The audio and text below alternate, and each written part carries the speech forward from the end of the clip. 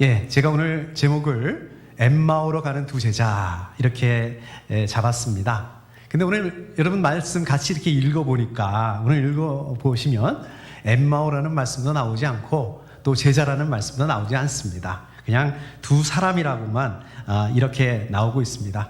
그리고 두 절 굉장히 짧죠. 굉장히 짧아서 이게 무슨 말인지 좀 이해하기가 쉽지 않습니다. 사실은 누가복음 24장에 보면 훨씬 자세하게 나오고 있죠. 누가복음 24장에 보면 15개 절에 걸쳐서 아주 자세하게 나오고 있습니다. 거기에 보시면 이제 이 두 사람이 엠마오로 가고 있었다라는 것을 알 수 있습니다. 그리고 또 이 두 사람 중에 한 사람의 이름이 글로바라는 것을 알 수 있습니다. 제가 제자라고 말씀드렸지만 성경의 제자라고 나오지도 않을 뿐만 아니라 이 사람들은 그 예수님의 12제자는 아니었습니다. 아닙니다. 자, 그러면 누구냐? 알 수는 없지만, 정확하게 알 수 없지만 예수님을 따랐던 사람들인 것 같습니다. 우리 임성수 전사님 말씀에 의하면 한 사람의 이름은 글로바라고 나오잖아요. 그런데 다른 사람의 이름은 나오지 않잖아요. 그래서 아마 그 나오지 않은 사람은 여자가 아니었을까, 이렇게 여자일 수 있다, 이렇게 말씀하시는데, 우리 성경에 보면 그렇습니다. 대체로 우리 여자들의 이름은 나오지 않는 경우가 많습니다. 그렇게 보면 굉장히 동의가 되고 참 예리하게 잘 보셨다라고 이렇게 생각이 듭니다. 자, 그리고 이렇게 남자하고 여자하고 같이 가고 있었다. 그 당시 이렇게 남자하고 여자하고 같이 갈 수 있는 경우가 아마 많지 않았을 것 같습니다. 아마 두 사람이 부부가 아니면 이렇게 같이 갈 수 있지 않지 않았을까. 그래서 두 사람이 부부 관계였을 거다, 이렇게 말씀하시는데 저는 참 동의가 되고 맞는 것 같습니다. 자, 그렇다면 이 사람들이 가고 있는 그 엠마오는 어디인가? 엠마오라는 뜻은 원어적인 의미를 보면 따뜻한 눈물이라는 그런 뜻을 가지고 있습니다. 따뜻한 눈물, 감이 팍 오시죠? 온천 혹시 아닌가? 예, 온천을 의미하는 게 아닌가? 그러면 그 엠마오라는 동네는 온천이 있는 곳이 아닌가? 기록이 되어 있지 않으니까 알 수가 없습니다. 그런데 누가복음 24장에 보면 거기서는 조금 자세히 나온 데 보면 이제 엠마오는 예루살렘에서 한 30리 정도 떨어져 있는 곳이다라고 말씀하고 있습니다. 여러분, 그 심리가 4km인가 그렇잖아요. 그러니까 30리는 곱하기 3 하면 한 12km. 그러니까 예루살렘에서 어느 쪽인지는 모르겠지만 대략 한 12km, 마일로 한번 바꿔보니까 한 7, 8마일 정도 떨어져 있는 곳이었던 것 같습니다.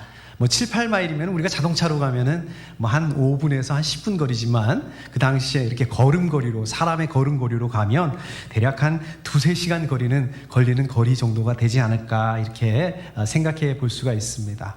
아무튼 이 두 사람이 터덜 이제 엠마오로 걸어가고 있었는데 이제 예수님께서 이 두 사람에게 나타나셨습니다. 12절, 오늘 말씀 그 12절 뒷부분만 보면 예수께서는 다른 모습으로, 이제 제가 넘겨야죠. 예수께서는 다른 모습으로 그들에게 나타나셨다, 이렇게 말씀하고 있습니다. 다른 모습으로 나타나셨다. 예수님께서 지금 부활하신 상태잖아요. 지금 부활한 다음이시잖아요. 그러니까 예수님께서 부활하시기 전에, 십자가에 죽으시기 전의 그 모습하고는 다른 모습으로 나타나셨다, 이렇게 말씀하고 있는 것입니다. 자, 예수님께서 어떤 모습이었는데, 부활하기 전에는 어떤 모습이었고, 자, 부활하신 다음에는 어떤 모습으로 달라지셨을까? 여러분 궁금하시죠? 여러분, 그 패션 오브 크라이스트 이거 보시면, 또 예수님의 그 성화 보시면 예수님 어떻게 그리고 있습니까? 예수님 멋있는 백인 남자로 그리고 있고요. 그 다음에 이 키도, 이 허우대도, 이렇게 표현해서 죄송한데 허우대도 굉장히 좋습니다. 또 머리가 길어요. 긴 머리에다가 백발이었던가요? 그리고 이렇게 파마도 하셨던 것 같아요. 아주 이렇게 목소리도 또 이렇게 말씀만 들어도 굉장히 그냥 은혜가 뚝뚝 떨어지는 이제 그러한 모습으로 이렇게 그리고 있습니다. 그런데 이사야서 53장 2절 말씀을 보면 이렇게 되어 있습니다. 그에게는 고운 모양도 없고 훌륭한 풍채도 없으니 우리가 보기에 흠모할 만한 아름다운 모습이 없다, 이렇게 말씀하고 있습니다. 그러니까 저와 여러분들이 그 영화나 그림에서 보던 그렇게 잘생긴 얼굴이 아니었던 것 같아요. 훤칠한 미남이 아니었던 것 같습니다. 아마 저처럼 좀 이렇게 좀 키도 작은데 약간 구부정하고 목소리도 지금 별로 좋지 못하고 막 이게 갈라지는 목소리에다가 뭐 한마디로 말해서 볼품이 별로 없는 그런 모습이었던 것 같습니다. 저는 이 말씀을 읽을 때 왠지 모르게 이렇게 좀 위로가 됩니다. 그래도 난 좀 못났다 그래도 좀 예수님보다는 내가 그래도 좀 나은가 보구나, 이제 이런 생각을 좀 가지게 합니다. 자, 그 다음에 나오는 말씀, 이사야 53장 3절 말씀에 보시면 이렇게 되어 있습니다. 그는 언제나 병을 앓고 있었다. 사람들이 그에게서 얼굴을 돌렸고 그가 멸시를 받으니 우리도 덩달아 그를 귀하게 여기지 않았다. 이 말씀을 보면 병을 달고 사셨던 것 같아요. 그냥 언제나 병을 앓고 있었다. 또 별 볼 일이 없었다. 이렇게. 그래서 하나같이 사람들이 예수님을 별로 귀하게 생각하지 않았다. 귀하게 여기지 않았다. 아마 이런 모습이었던 것 같습니다. 부활하시기 전에 예수님의 모습은. 근데 이제 예수님이 부활하셨는데 다른 모습으로 그들에게 나타나셨다라고 말씀하고 있습니다. 누가복음 24장에 보면은요, 이 엠마오로 가는 이 두 사람, 이 두 제자가 예수님하고 꽤 긴 얘기를 해요. 꽤 오랜 시간 동안 이렇게 길을 가면서 얘기를 했음에도 불구하고 이 두 사람이 예수님을 알아보지 못합니다. 이게 이 두 사람만 부활하신 예수님을 알아보지 못한 게 아니라 요한복음 20장에 보면 막달라 마리아죠. 막달라 마리아가 아마 제 기억으로는 예수님 부활하신 다음에 처음 만난 사람이었을 것 같습니다. 부활하신 예수님을 처음 봤는데 이 막달라 마리아도 예수님을 알아보지 못합니다. 그 동산직인 줄 알았다라고 이렇게 얘기를 하죠. 또 예수님하고 3년 동안 동고동락을 했던 예수님의 제자들도 처음에 예수님을 만났을 때 알아보지 못합니다. 자, 이러한 그 정황들을 보게 된다면, 우리가 이 말씀을 보게 된다면 예수님 부활하신 다음에 그 모습이 전의 모습하고는 굉장히 많이 달랐던 그 모습이 아니었을까, 좀 그런 생각이 들기도 합니다. 고린도전서 15장 52절의 말씀에 보면 이렇게 표현하고 있어요. 나팔 소리가 나면 죽은 사람은 썩어 없어지지 않을 몸으로 살아나고 우리는 변화할 것입니다. 우리가 여기서 보면 조금 예상을 해볼 수 있는, 생각을 해볼 수 있을 것 같습니다. 예수님뿐만 아니라 예수님의 재림 때에, 예수님이 재림하시게 되면 어떻게 된다고요? 우리도 부활을 하게 되는데 그때 우리의 몸이 변화한다. 썩지 않을 몸으로 영광스러운 모습으로 변화하게 될 것이다 라고 이렇게 말씀하고 있습니다.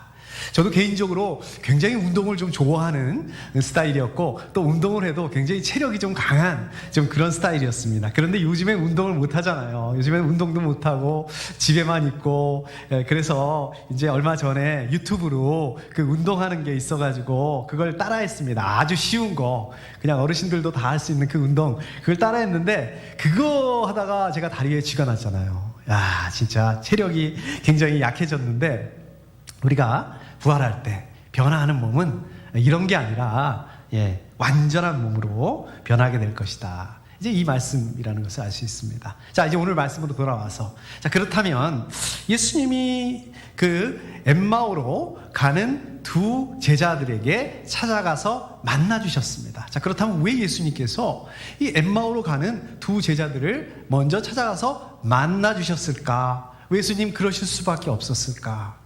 그 다음에 또 이 두 사람, 이 엠마오로 가는 두 사람, 이 사람들은 왜 엠마오로 어떤 상태로 무슨 생각으로 가고 있었을까?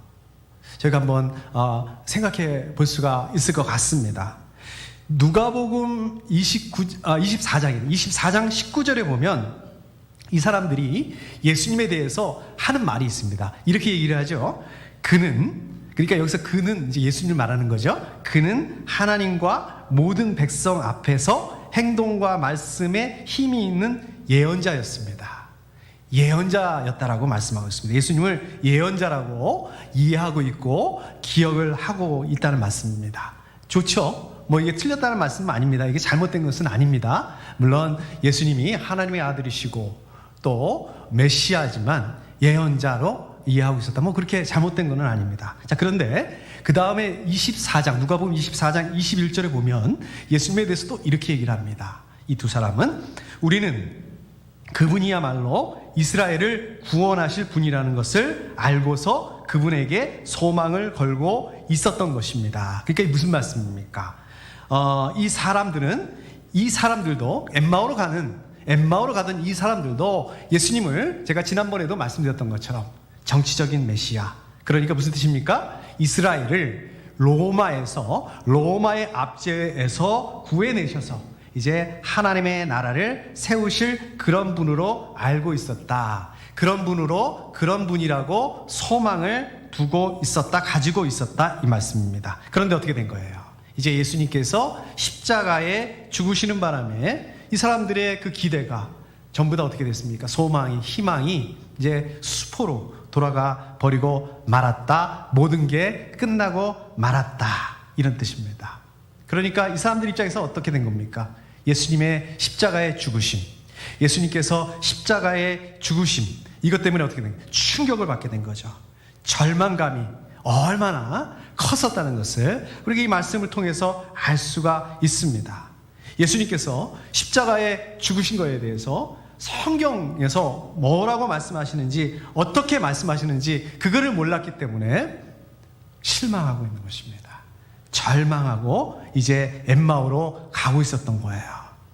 그래서 예수님께서 이제 이 사람들에게 이 십자가에 죽으신 그 죽음에 대해서 이것이 성경에서 뭐를 얘기하고 있는지, 또 어떻게 얘기하고 있는지 그것을 설명해 주세요. 그리고 그 충격과 절망 가운데 빠져서 자포자기하고 있는, 그래서 엠마오로 가고 있는 이 사람들을 위로하십니다.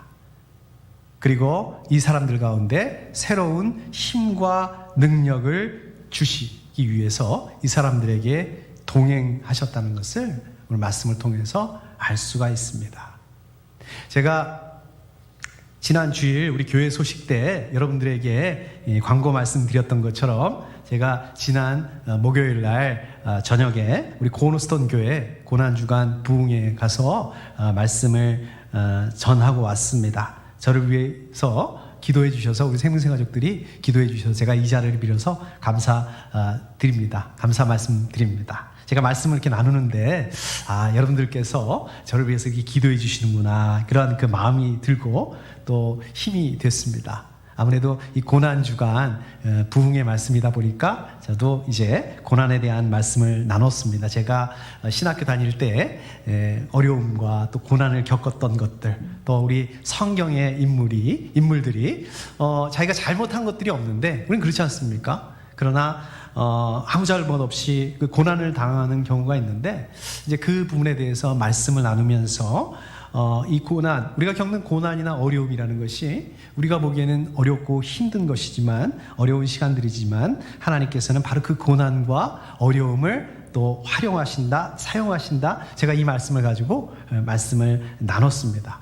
그런데 그 교회에는요, 한 집사님 가정이 계신데, 제가 그 한국에 있을 때부터 알고 지내던 그 집사님 그 가정이 있었습니다. 그리고 그 다음날 그 집사님한테 이제 카톡이 온 거예요. 이제 그 다음날이니까 금요일이었죠. 지난 금요일, 굿 프라이데이였었습니다. 연락이 왔는데, 말씀이 힘이 됐고, 또 위로가 됐다. 이제 이런 내용이었습니다. 그런데, 지난 월요일 날, 고난주간 월요일 날이죠. 월요일 날 그 집사님 아들한테 이렇게 연락을 받았는데, 그 아드님께서 이 뇌하수체에 튜머가 생겼다, 종양이 발견되었다. 그래서 이제 검사를 받고 이렇게 그 프로세스들을 해야 되는데, 이걸 위해서 좀 기도해달라는 그 내용으로 카톡을 보내주셨습니다. 제가 막상 설교를, 이 고난에 대해서 그렇게 설교를 했는데, 고난은 하나님께서 사용하시는 거다, 우리의 어려움 하나님 사용하신다, 이렇게 설교를 했음에도 불구하고 그렇게 친하게 지내던 그 목사님의, 그 집사님의 그 연락을 듣고 보니까, 말씀을 듣고 보니까 굉장히 제 마음이 무거워지는 거예요. 마음이 굉장히 그 힘들고, 제가 이렇게 마음이 무겁고 어려운데 우리 집사님 얼마나 마음이 어렵고 힘들겠는가, 이런 생각이 드는데, 참 고난은, 이 어려움은 우리가 아무리 겪고도 뭐라 그럴까요? 내성이 생기지 않는 것 같습니다. 이 고난이나 어려움은 우리 코로나 바이러스도 백신이 이제 개발이 됐는데 백신이 없는 것 같아요. 지난번에 우리가 넘어갔으니까 잘 감당했으니까 이번에도 괜찮겠지. 안 괜찮아요. 전혀 괜찮지가 않습니다. 지난번에 말씀드렸던 것처럼 이 엠마오로 가는 제자들이나 또 예수님의 제자들이나 예수님을 따르는 사람들이나 예수님을 로마로부터 이스라엘을 구원하실 분이다. 이제 거기다 소망을 두고 거기다 소망을 걸고 그러고 있었어요. 근데 예수님 십자가에 죽으셨죠? 자, 이제 모든 게 다 끝났다. 절망이다. 거기까지밖에 안 되는 거예요. 부활? 그게 되겠어? 그게 어떻게 되겠어? 근데 여러분, 오늘 말씀 보십시오. 오늘 말씀 보시니까 어떻게 됐습니까? 예수님 다 해결해 주셨습니다. 다 해결하셨는데 문제는 뭐예요? 예수님께서 해결하셨다는 게 문제가 아니라 그거를 모르고 있다. 예수님 부활하셨는데 예수님 부활하신 예수님을 보면서도 그거를 알아볼 수가 없었다는 거예요. 이게 문제라는 것입니다. 왜 그랬을까요? 왜 이 사람들은 부활하신 예수님을 봤으면서도 못 알아봤을까요? 물론 예수님의 모습이 변했으니까 못 알아봤을 수도 있겠죠. 그런데 근본적으로 이 사람들은 뭐만 보고 있었던 겁니까? 로마에서 이스라엘을 구원하실 분. 자꾸 그것만 보니까 그것도 자기들 생각이거든요. 자기들 눈높이거든요. 지금 로마에서 이스라엘 구원하시는 그 정도가 아니라 예수님 부활하셔서 어떻게 된 것입니까? 예수님께서 영원한 생명을 가지게 하셨다는 거예요. 저 여러분, 우리 사람들이 가지고 있는 이 근본적인 문제, 근본의 문제를 해결해 주셨다는 거예요. 근데 어떻습니까? 그거를 바라보지 못하고 있는 것입니다. 그것을 알아보지 못하고 여전히 문제 가운데 전전긍긍하고 절망하고 좌절하고 포기하고 있었다는 것입니다. 자, 그러면 저 여러분들 왜 이렇게 마음이 힘들고 왜 이렇게 절망스럽고 왜 이렇게 걱정되고 염려하고 이렇게 될까요? 이게 이렇더라고요. 지난주인가? 지지난주인가요? 제가 매일 성경 말씀 나눌 때 그때 베드로 얘기를 잠깐 했습니다. 베드로가 어땠습니까? 예수님 앞에서 뭐라고 얘기했습니까? 예수님, 저는 절대로 예수님을 배신하는 일은 없을 것입니다. 이렇게 얘기를 했습니다. 그런데 그렇게 해놓고 어떻게 돼요? 불과 몇 시간 만에 예수님을 부인해버려요.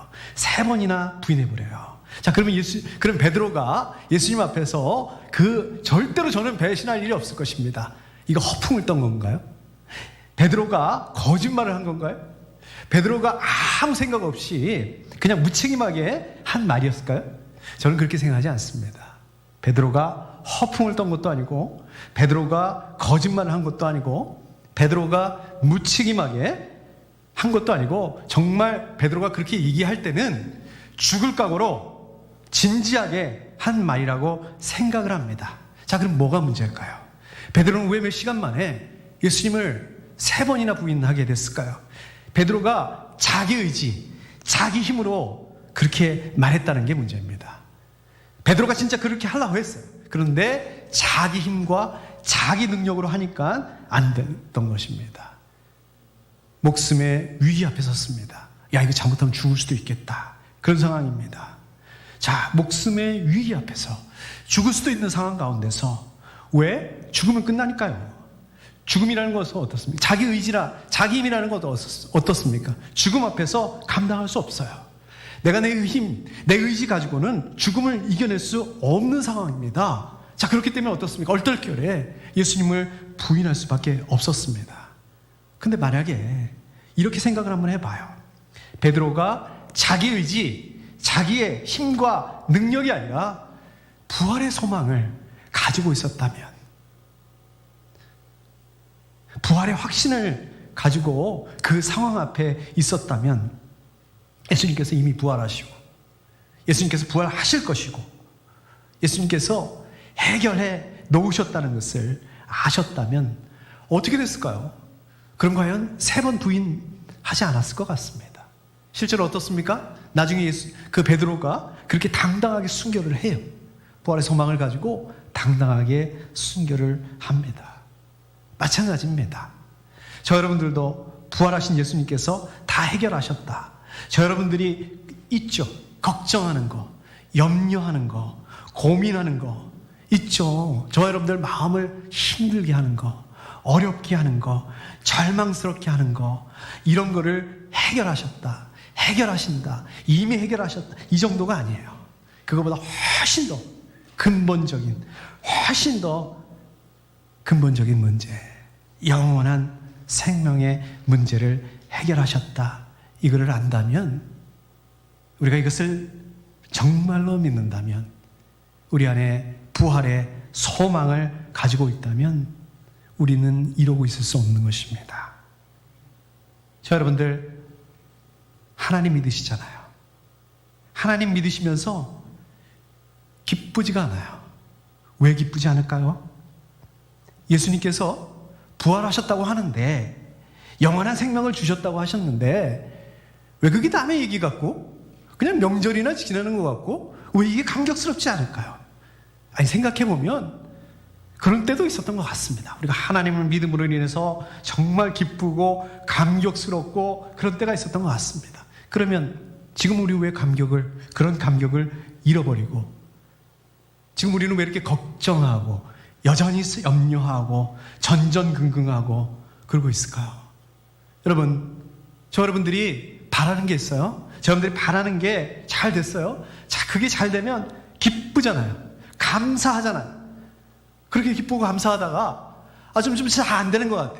잘 안 되는 것 같으면 또 다시 실망하고 걱정하고 염려하고, 이거는 마음이 녹아내리는 것 같아요. 이거는 세상이 끝나는 것 같아요. 엠마오로 가고 있는 거 아니겠습니까? 저 여러분들 엠마오로 가고 있는 저 여러분들, 영적인 눈을 떠서 우리 함께 하시는 예수님, 죽음을 이기시고 부활하신 예수님, 이 소망이 되시는 예수님을 알아보셔야 합니다. 저 여러분들 부활의 소망을 가지셔야 됩니다. 그렇게 되실 수 있기를 축복합니다. 그 다음에 우리 13절 말씀 제가 다시 한번 읽어보겠습니다. 그들은 다른 제자들에게 되돌아가서 알렸으나 제자들은 그들의 말도 믿지 않았다. 자, 이제 그 엠마오로 가던 이 두 사람, 엠마오로 가던 이 두 제자들이 예수님의 말을 믿고, 이제 예수님에 대해서 바로 알게 됐고 보게 되었습니다. 부활하셨다는 거, 십자가의 의미가 뭐라는 것을 알게 되었습니다. 그래서 너무 기뻐서 이 두 사람이 예수님의 제자들에게 달려갔습니다. 그리고 엠마오로 가던 길에 만났던 그 예수님에 대해서 이해를 했습니다. 그런데 예수님의 제자들의 반응이 어땠습니까? 예수님의 제자들의 반응은 이 사람들의 말을 믿지 않습니다. 여전히 믿지 않습니다. 예수님의 제자들, 예수님의 부활을 근본적으로 불신하는 마음을 가지고 있었던 것 같습니다. 부활을 받아들일 수 없었던 것 같아요. 생각해보면 그럴 수도 있을 것 같아요. 자기들 배신하고 다 도망갔는데 예수님 부활하면 어떻게 되는 거예요? 큰일 나는 거 아니겠습니까? 그냥 마치 예수님의 부활을 믿지 않기로 작정한 사람들처럼 계속해서 부활의 소식이 들려옴에도 불구하고, 그럼에도 불구하고 어떻습니까? 부활의 소식이 어떻게 들려왔습니까? 맨 처음에 막달라 마리아가 부활하신 예수님 만났다, 믿지 않아요. 또 이번에는 엠마오로 가던 그 두 사람이 예수님을 만났다, 이 얘기를 듣고서도 믿지 않습니다. 제자들이 이런 모습을 보면 이 사람들은 애당초 예수님의 부활을 기대하지 않았다, 소망하지 않았다라는 것을 보여주고 있습니다. 예수님에 대해서 가지고 있던 기대는 뭡니까? 이 사람들이 가지고 있었던 기대는 뭐예요? 기껏 그거예요. 그분이야말로 이스라엘을 구원하실 분이란, 그냥 이런 소망. 그런데 그냥 이 소망이 십자가에 죽으시는 바람에 그냥 그 모두 다 날아가 버렸어요. 그 상황 가운데서 예수님의 부활을 꿈에서도 기대하지 않습니다. 그냥 그 자체예요.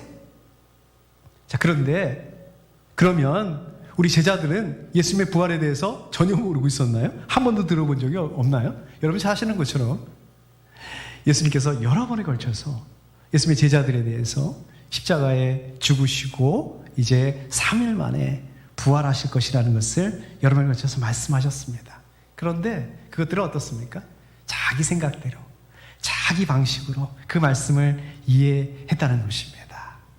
자, 그렇지만 우리 예수님께서 제자들을 그냥 놔두지 않으세요.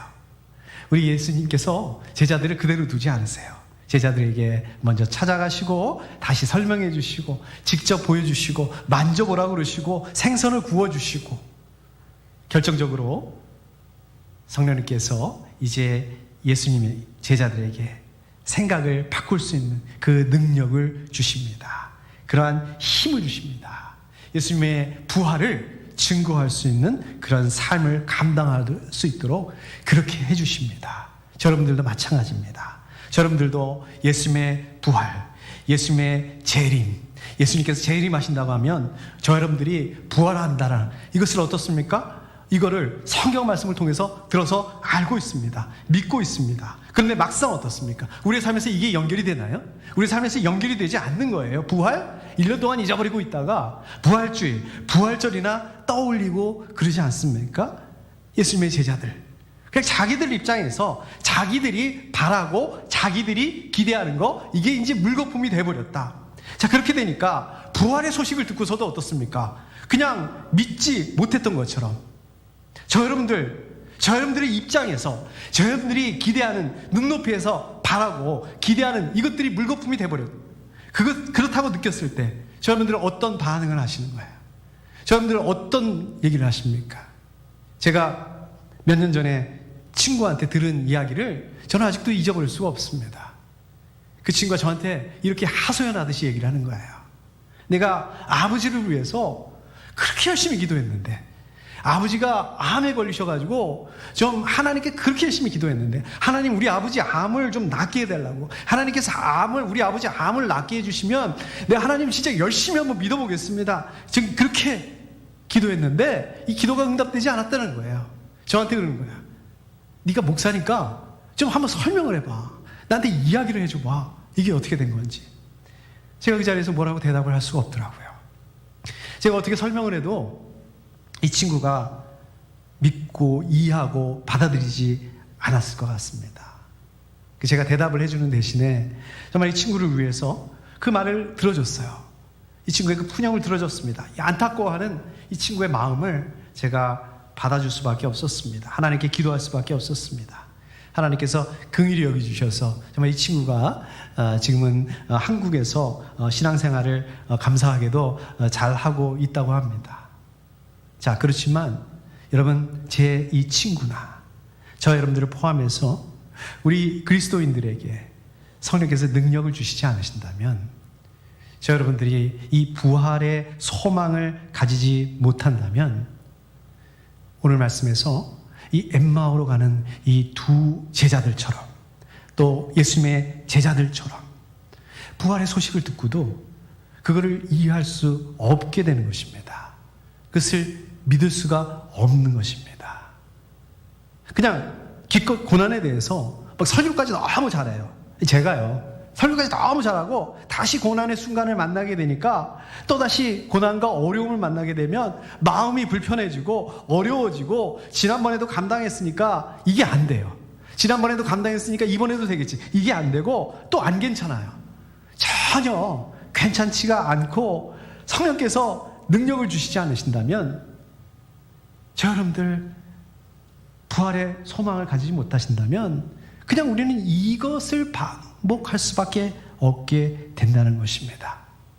저 여러분들이 이해를 하든 이해를 하지 못하든 간에 저 여러분들이 믿던 믿지 못하든 간에 어떠셨습니까? 예수님께서 다 이루셨다는 거예요.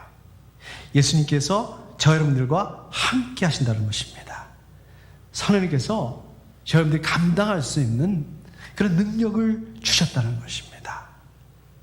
저 여러분들의 영적인 눈을 열어서 예수님께서 이루신 것, 부활의 능력을 누리실 수 있으시기를 축복합니다.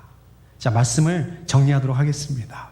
오늘 말씀 잘 보시면 어떻습니까? 예수님의 부활은 어디로 향하고 있는지 이것을 보여주고 있습니다. 엠마오로 가는 두 제자, 엠마오로 가는 두 제자는 어땠습니까? 이제 모든 소망이 없어요. 다 날아가 버렸어요.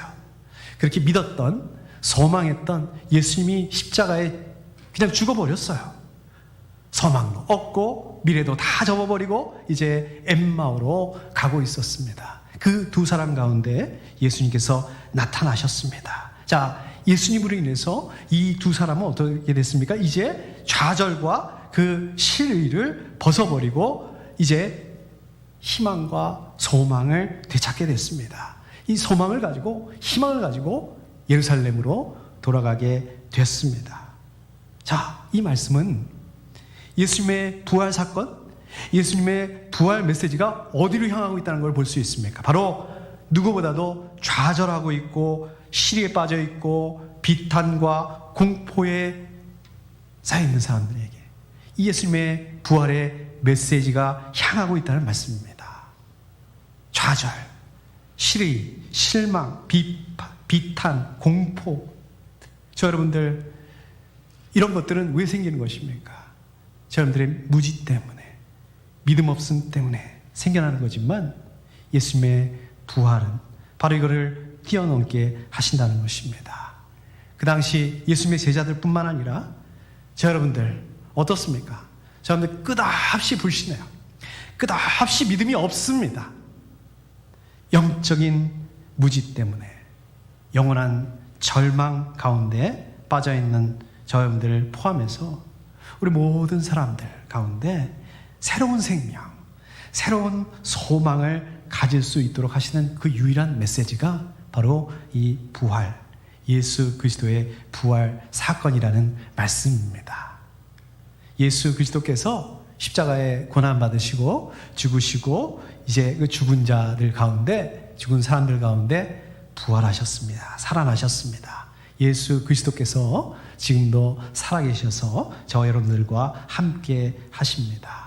저 여러분들 이 고난과 어려움 가운데 믿음을 잃지 않으시고 담대하게 또 우리의 삶을 감당해야 될 그 이유가 있다면, 하나님께서 저희 가운데 맡겨주신 그 사명을 감당해야 되는 그 이유가 있다면, 그 근거가 있다면 바로 이것이 예수 그리스도의 부활입니다. 이 부활의 소망을 붙잡으실 수 있기를 축복합니다. 함께 기도하겠습니다.